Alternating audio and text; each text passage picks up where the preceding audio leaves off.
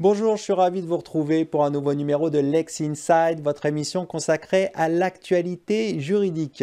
Au programme de ce numéro, les règles à connaître pour quitter fiscalement la France, ce sera dans quelques instants avec Sophie de Carnavalet, associée au sein du cabinet, s'écrit Valentin Zerouk. Ensuite, on fera un point sur la CEMOP avec Cyril Chatat, nouvel associé du cabinet d'Oréan Avocat. Et enfin, on verra que prévenir le salarié de son licenciement par téléphone peut avoir de lourdes conséquences avec Angélique Desruelles, avocate fondatrice de CFD Law. Voilà pour les titres, c'est parti pour Lex Inside.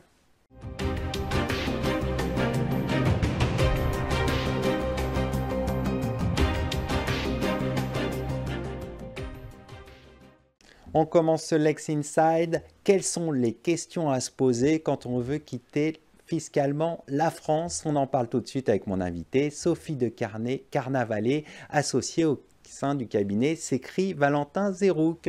Sophie, bonjour. Bonjour Arnaud, merci de me recevoir. Alors, je souhaite quitter la France. Quelles sont les bonnes questions à se poser avant de quitter la France? Alors, les bonnes questions à se poser avant de quitter la France, c'est tout d'abord se demander quelles sont les règles pour pouvoir quitter la France, quels sont les critères qui vous rattachent à la France en termes de résidence fiscale, quels sont les critères du pays où vous allez aller en termes de résidence fiscale, et après, se poser des questions d'opportunité et le faire pour les bonnes raisons. Donc, bien cibler son projet, avoir toutes les composantes en tête. Tout à fait, il faut anticiper ce projet. Il n'y a rien de pire que de le faire dans l'urgence, à la hâte. Il faut être bien accompagné en amont pour pouvoir faire toutes les déclarations qu'il faut, être sûr de s'être structuré efficacement, que ce soit patrimonialement parlant ou professionnellement, et par ailleurs que ce soit un vrai projet sur le long terme. On voit trop de familles qui sont parties un peu à la hâte, se rendent compte qu'une fois sur place, en fait, ça ne correspondait pas forcément à l'idée qu'elles en avaient, et reviennent en France et sont un peu déçus et en fait ont passé 3-4 années ou 2-3 à l'étranger, mais en fait l'ont un peu mal vécu. Alors, une fois qu'on est sûr de son choix, on veut quitter la France, quelles sont les règles à respecter pour quitter la France? Alors, vous avez des critères qui sont des critères de résidence fiscale. Vous avez des critères de résidence fiscale qui sont posés par le droit interne. Donc, le droit interne, tout simplement, il y a 3 critères qui sont alternatifs. Si vous en remplissez un, vous êtes considéré comme résident fiscal français. Le premier critère, c'est est-ce que vous avez en France un lieu d'habitation, votre foyer d'habitation, ou c'est le lieu de votre séjour principal. En fait, est-ce que votre famille est là, vos amis sont là, ou est-ce que vous y passez beaucoup de temps? Le deuxième, c'est est-ce que vous avez une activité professionnelle en France, qu'elle soit à titre salarié ou non, tant qu'elle n'est pas accessoire, vous êtes considéré comme étant résident de France. Il y a notamment quelque chose qui a été prévu pour les dirigeants de société. Si vous êtes dirigeant de société et que le siège de votre entreprise est en France et qui a fait plus de 250 millions en France, vous êtes considéré comme étant résident fiscal de France. Et le dernier critère, c'est où est votre centre des intérêts économiques, d'où viennent votre revenu. À partir du moment où c'est rattaché à la France considère en droit interne que vous êtes résident fiscal. Une fois qu'on a dit ça, c'est bien joli. Vous êtes parti dans l'autre pays, là-bas aussi, vous considère comme résident fiscal. Qu'est-ce qui se passe? Qu'est-ce qui se passe alors? Là, vous avez des conventions fiscales. Les conventions fiscales, la France en a conclu un certain nombre avec de nombreux pays. Elle pose des critères elle-même de résidence où les pays se mettent d'accord sur ces critères pour déterminer une résidence fiscale. Généralement, toutes ces conventions sont faites sur le modèle, ce qu'on appelle le modèle OCDE. Donc, elles ont les mêmes critères qui, eux, sont des critères successifs. C'est-à-dire qu'à partir du moment où vous n'en remplissez pas un, c'est fini. Donc, ces critères sont ceux-ci, vous en avez 4.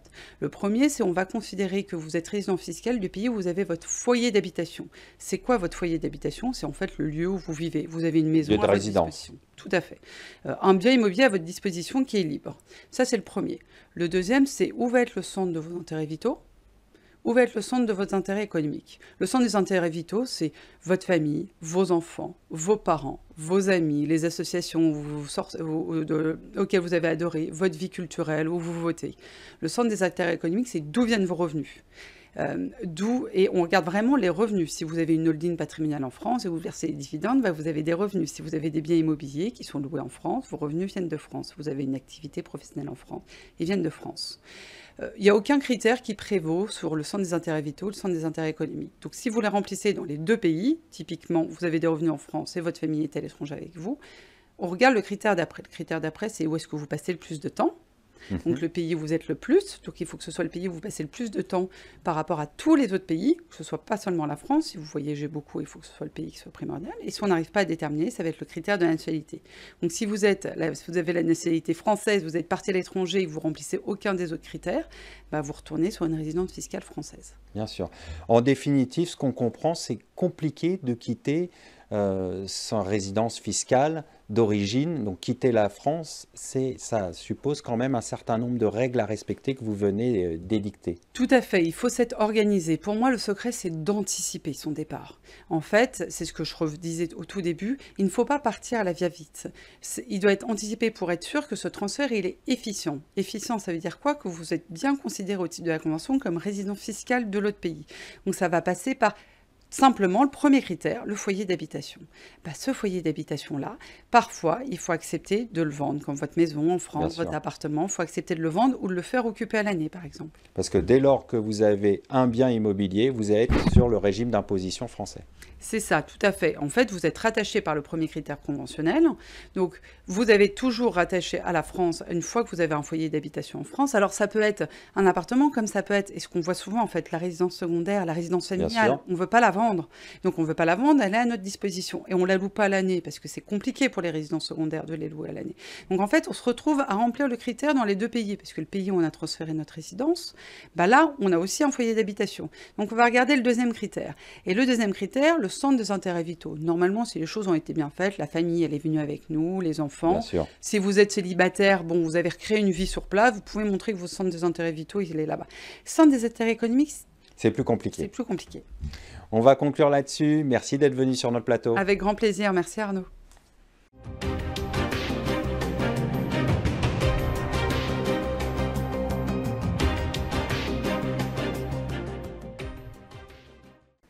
Nous poursuivons ce Lex Inside et on va parler de la CMOP avec mon invité Cyril Chatat qui vient de rejoindre le cabinet d'Oréane Avocat en tant qu'associé. Cyril Chatat, bonjour. Bonjour. Pour commencer, qu'est-ce que la CMOP ?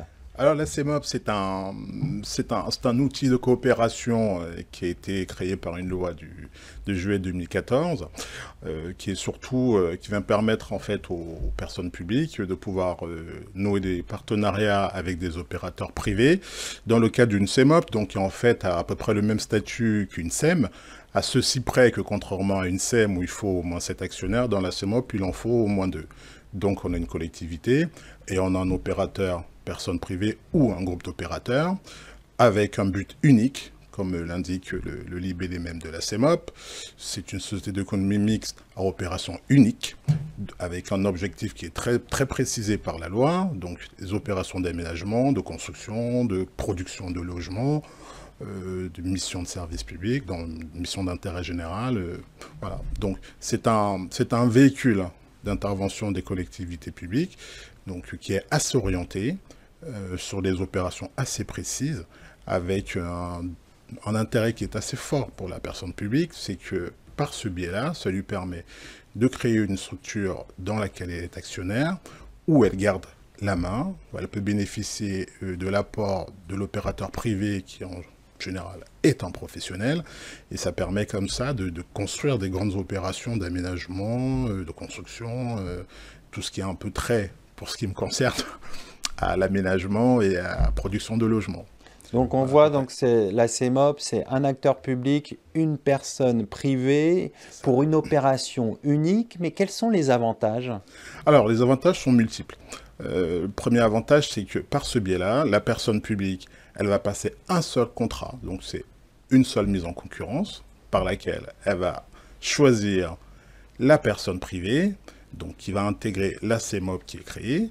Et second avantage, c'est la personne publique va garder la main dans le fonctionnement de la CMOP, quand bien même elle serait minoritaire, puisque la loi lui permet de détenir une minorité de blocage de 34% de part sociale, et ces 34% permettent à la personne publique, quand bien même elle serait minoritaire, de suivre l'opération, de donner les instructions, d'orienter l'opération d'aménagement. Alors typiquement, ça peut se traduire par un encadrement de la production de logements, par des modalités de vente Et puis effectivement, ça permet en concorde d'avancer sur une opération où la personne publique, par nature, n'a souvent pas la technicité pour réaliser ce type d'opération. Dans le cas d'une CEMOP, quand bien même elle n'a pas la technicité, elle garde la main sur son opération auprès de l'opérateur. Alors justement, vous avez dit qu'elle gardait la main, qu'elle avait une minorité de blocage, mais concrètement, comment se répartissent généralement les parts entre actionnaires publics et privés? Alors, en pratique, pour les opérations que je suis, nous avons en général une participation, enfin une part capitalistique de la personne publique qui est de 34%. Alors, je n'ai pas d'exemple aujourd'hui de part qui excède les 50%. En général, la personne publique, elle a entre 34 et 45%. Le reste appartient à la personne privée qui, quand elle intervient en groupement, peut aussi prévoir une sous-repartition des parts sociales.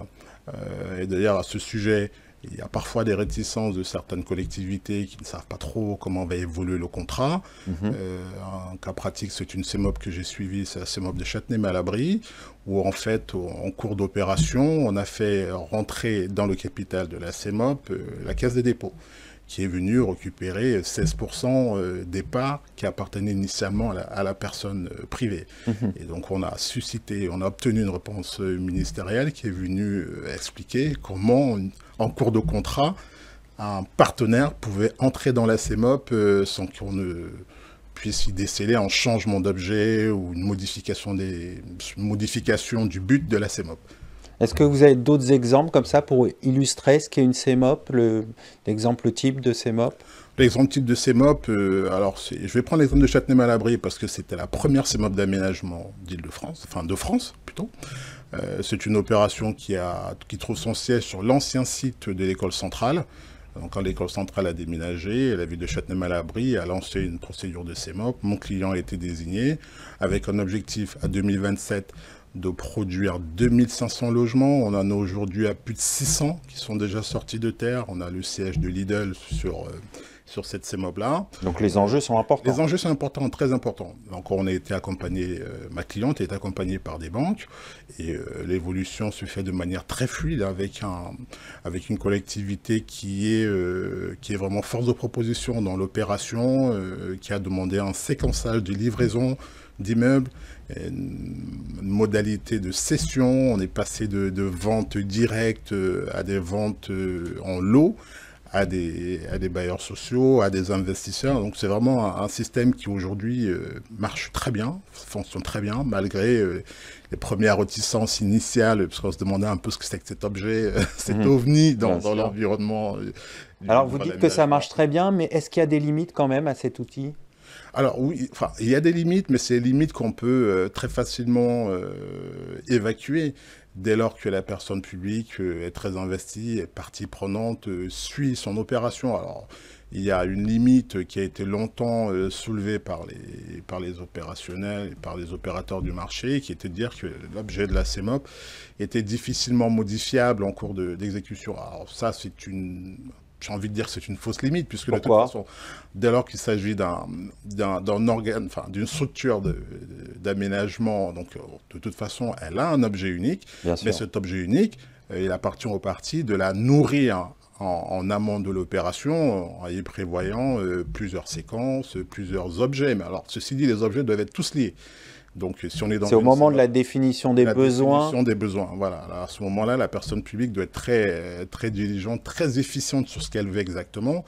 Mais une fois que l'objet est défini, c'est un obstacle qui n'en est plus en vérité. Alors, il y avait un seconde réticence des opérateurs, c'était le sort des contrats passés par la CEMOP en cours de réalisation de l'opération.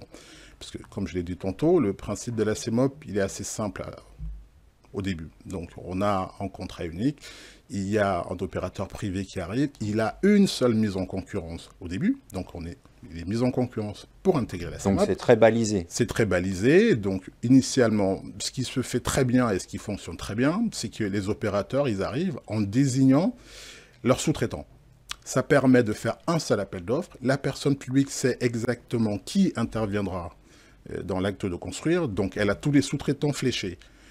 Donc ça permettait initialement d'avoir une seule mise en concurrence. La question s'est posée du sort des autres sous-traitants qui n'auraient pas été fléchés dans le cadre de l'appel d'offres. Effectivement, c'est là où il y a certaines réticences, puisque le Sénat, initialement, considérait qu'une fois que la CEMOP était créée, elle pouvait passer ses contrats sans mise en concurrence.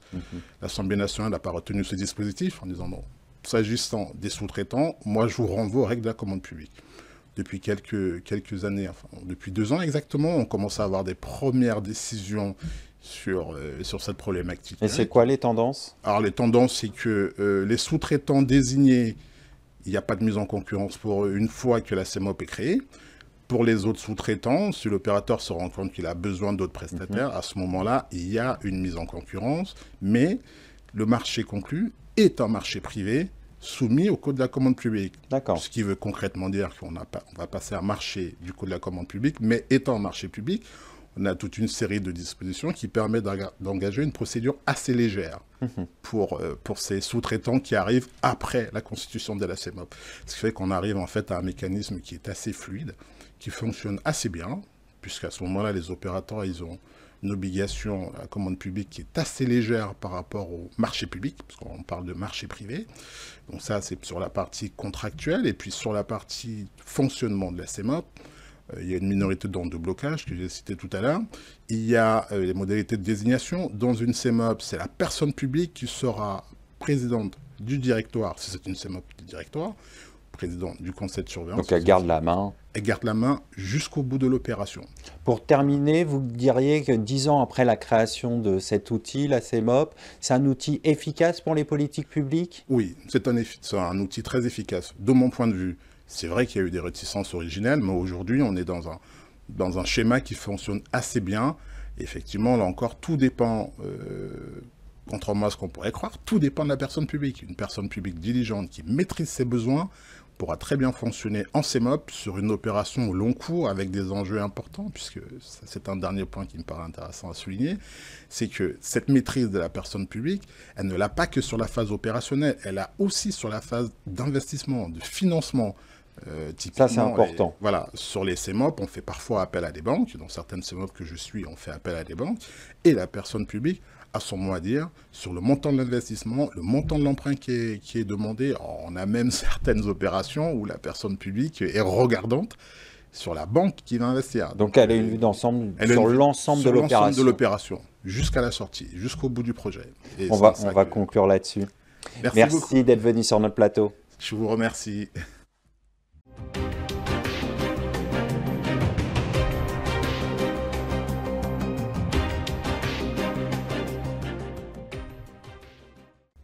On poursuit ce Lex Inside. Prévenir le salarié de son licenciement par téléphone peut invalider la rupture. On en parle tout de suite avec mon invitée, Angélique Desruelles, avocate fondatrice de CFD Law.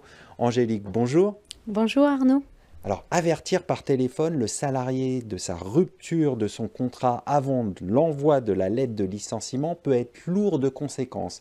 En effet, la Cour de cassation a estimé le 3 avril dernier qu'il s'agit d'un licenciement verbal, donc dépourvu de cause réelle et sérieuse. Que dit précisément l'arrêt du 3 avril dernier ?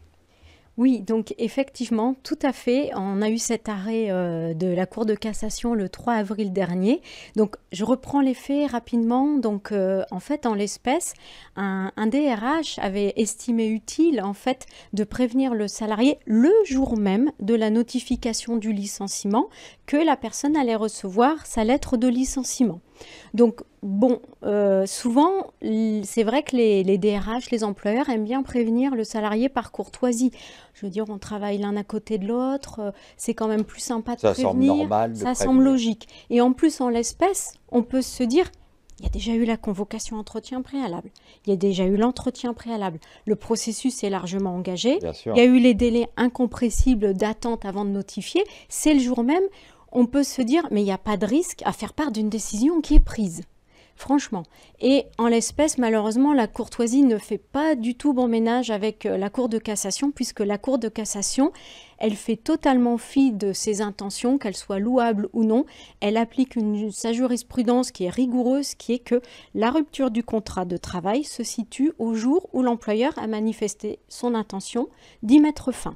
Donc, en l'espèce, le salarié qui avait contesté son licenciement et qui était un petit peu moins courtois pour le coup, puisque certainement par son avocat, je pense, il avait considéré que c'était un licenciement verbal. Donc, licenciement verbal parce qu'en fait, alors, je m'explique. Donc, la Cour de cassation lui a donné gain de cause. En fait, en l'espèce, la DRH avait téléphoné juste avant l'envoi de la lettre de licenciement. Alors, il s'est peut-être passé 1 heure, il s'est peut-être passé 5-10 minutes. On n'en sait rien. On n'a pas la retranscription de la conversation téléphonique. Mais le salarié avait mis en haut-parleur cette conversation téléphonique par devant ses 2 collègues qui avaient été en mesure d'attester en sa faveur. Et donc, on imagine par rapport à la chronologie des faits. Donc, par rapport à la chronologie des faits, la Cour de cassation a considéré que l'annonce verbale avait été faite avant l'envoi, qu'il y avait une antériorité, même si c'est le jour même, et que donc le licenciement était un licenciement verbal et donc pas causé. Donc, pour bien comprendre, un licenciement annoncé par téléphone est considéré comme un licenciement verbal. Oui, tout à fait. En fait, la règle pour envoyer une lettre de licenciement, c'est qu'on doit l'envoyer recommandée avec accusé de réception. Bon, il y a d'autres choses qu'on peut faire, mais ça ne nous prévient pas de certaines disputes, donc on ne va pas rentrer dans le détail. Et la Cour de cassation, elle est totalement rigoureuse, qui est une intention louable ou pas. Elle s'en fiche, elle ne fait pas d'appréciation. Respect du formalisme. Voilà, elle a respect du droit, pas d'appréciation in concreto. Et elle se dit, ben voilà, l'employeur, il a manifesté sa volonté par téléphone en appelant le salarié. Donc, c'est un licenciement verbal et donc ça veut dire que le licenciement n'est pas motivé. On ne peut même pas régulariser, même le jour même avec l'envoi de la lettre de licenciement. C'est ce que vient nous dire cet arrêt d'avril 2024. Et donc, comme le licenciement ne respecte pas le formalisme, alors il est sans cause réelle et sérieuse. Donc, dans notre jargon, ça veut dire que le salarié a automatiquement droit à des dommages et intérêts. En l'espèce, en plus, dans cet arrêt d'avril 2024, c'est un licenciement pour faute grave. Donc, le salarié, il a eu le droit à l'indemnité de licenciement, il a eu le droit à l'indemnité de préavis et l'employeur a pu être condamné, le cas échéant, au remboursement des allocations chômage qui auraient été versées par Pôle emploi. Donc, cette courtoisie, elle peut vraiment coûter très, très cher. Alors, imaginons maintenant que l'annonce par téléphone se fait avant l'entretien préalable. Qu'est-ce qui se passe? Alors, oui, c'est toujours le cas. Nos clients nous appellent toujours en disant « tel salarié, voilà, la société mère a pris la décision de le licencier, on travaille avec lui depuis pas mal d'années ou pas, mais voilà, on voudrait le prévenir parce que c'est respectueux de prévenir la personne. » Alors le souci, c'est que c'est toujours cette même théorie en fait de la manifestation de l'intention de l'employeur et toujours cette même théorie de la rigidité dans l'appréciation de la chronologie des faits. Donc le salarié peut venir dire, si vous le prévenez en amont et juste avant l'envoi de la convocation, que sa convocation, il l'a reçue, enfin, on lui a signifié sa convocation verbalement. Or, en droit du travail, il faut une lettre recommandée ou une lettre remise en main propre. Donc ici, la Cour de cassation vient dire c'est une convocation verbale, donc les conséquences financières sont moins importantes, mais c'est une irrégularité de procédure qui va coûter 1 mois de salaire à l'employeur. Donc, de nouveau, c'est dommage et c'est à bannir. Alors, c'est vrai que c'est vraiment dommage parce qu'en fait, moi, je me rends compte que le salarié reçoit sa convocation et souvent, il est vraiment vexé parce qu'il se dit, mais ils sont à côté, ils m'ont même pas prévenu. On travaille ensemble depuis de nombreuses années. Autant d'années, ils n'ont même pas jugé utile de me prévenir. Et c'est vrai que nous, les employeurs nous posent toujours la question et on ne peut que leur déconseiller d'attendre au maximum 2, 3, 4 jours. Donc parfois, l'effet de surprise, il n'est plus là. Enfin, on ne peut pas anticiper, mais parce que c'est risqué. Et c'est vrai que s'il y avait cette possibilité de discuter un peu en amont, ça permettrait peut-être d'aplanir un tout petit peu parce que là, un licenciement, c'est une mesure violente. Bien sûr. Et le fait, en plus de le recevoir comme ça, sans délai de prévenance, ça rajoute à la violence, en fait. Est-ce que c'est la même chose si cette annonce par téléphone intervient après l'entretien préalable? Alors, c'est toujours le même souci avec effectivement cette théorie de la chronologie des faits. Donc, en fait, s'il y a eu l'entretien préalable, déjà, il ne faut pas oublier, il y a des délais incompressibles en termes de licenciement en droit du travail qui varient en fonction du licenciement pour motif personnel, du licenciement pour motif économique. Donc, de toute façon, motus et bouche cousue à ce niveau-là. Ensuite, admettons qu'on ait passé les délais. Alors, bon, on a bien vu précédemment qu'il faut attendre que vous ayez notifié, donc envoyé. Donc, on va dire, vous allez à la poste, vous avez le cachet de la poste, vous revenez, vous pouvez informer votre salarié, et encore, pas le jour même, le lendemain. Donc, bien respecter le formalisme, voilà, et après seulement on peut faire l'annonce. Mais attention, aujourd'hui, on fait quand même pas mal d'envois de lettres recommandées par Internet, en fait. Et donc là, en fait, la prise en charge par les services postaux, elle est beaucoup plus hasardeuse. Ça peut être le jour même, ça peut être le lendemain. Moi, j'ai déjà eu le surlendemain. On ne maîtrise pas, on ne voit pas le cachet quand il est apposé. Donc là, il faut prendre vraiment encore plus de précautions. Donc c'est vrai que moi, je dis toujours d'attendre 3-4 jours au minimum. Alors, c'est vrai que du coup, c'est plus vraiment cette prévenance en amont et avant. Mais sinon, c'est vraiment compliqué. Et en plus, aujourd'hui, il faut faire d'autant plus attention que les enregistrements à l'insu d'une personne sont, dans la plupart des cas, reconnus comme recevables maintenant par la jurisprudence. Donc la vigilance est de mise et la courtoisie, on va dire, avec modération, malheureusement. Oui, malheureusement. Exactement. On va conclure là-dessus. Merci d'être venu sur notre plateau. Merci beaucoup, Arnaud. Merci à toutes et à tous pour votre fidélité. Restez curieux et informés. À très bientôt pour une nouvelle émission de Lex Inside.